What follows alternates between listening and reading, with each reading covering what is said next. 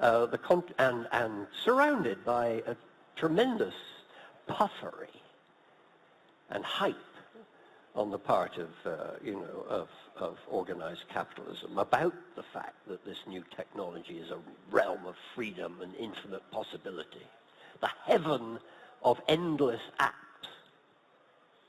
the world in the palm of your hand, right? All of this is in such grotesque contradiction to the sclerotic and closed nature of the old elites that hang on to power.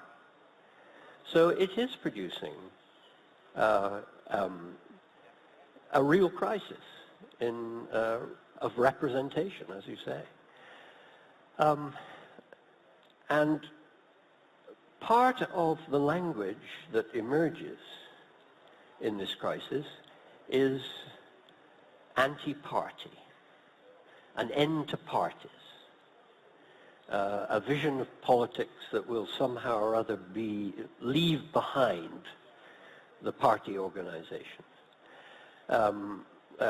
This extraordinary movement in Italy, led by the comedian Beppe Grillo, is, a peerless example, right, of this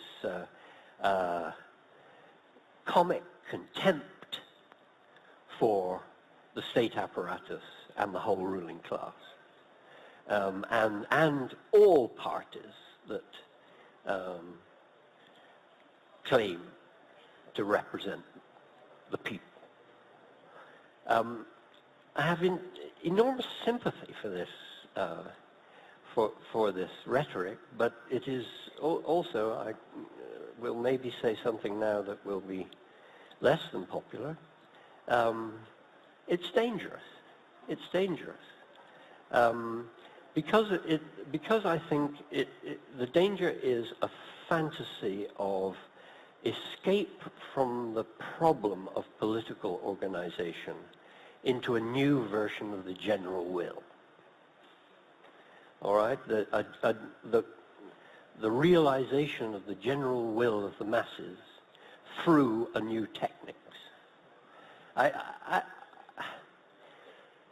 This worries me, right? Because the history of the general will and belief in the general will and the possibility of representing directly the general will, right? Just go back and read your histories of the French Revolution and just recall the absolute political misery to which that led. So I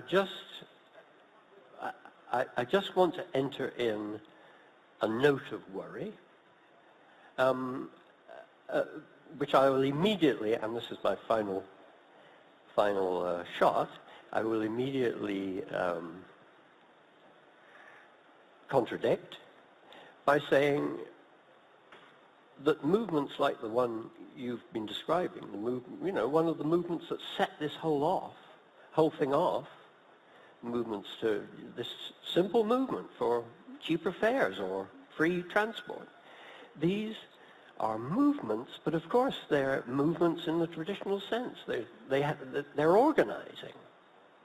They're face-to-face organizing. They're out there on the streets. They're thinking hard about, well, in order to actually instrumentalize these demands, how much organization do we need? How much, without becoming sclerotic or hierarchic and, producing the party structure in ourselves? How much organization do we need? How much mobility do we need? How can we take advantage of the new technologies of communication in order to instrumentalize, mobilize our face-to-faceness, our actual being in the streets? That's the way forward, I think it seems to me, right?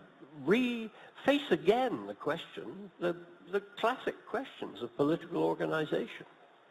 Don't think you can somehow or other magically leap out of them into a utopia of virtual politics. But my goodness, use the virtual instruments as hard as you can.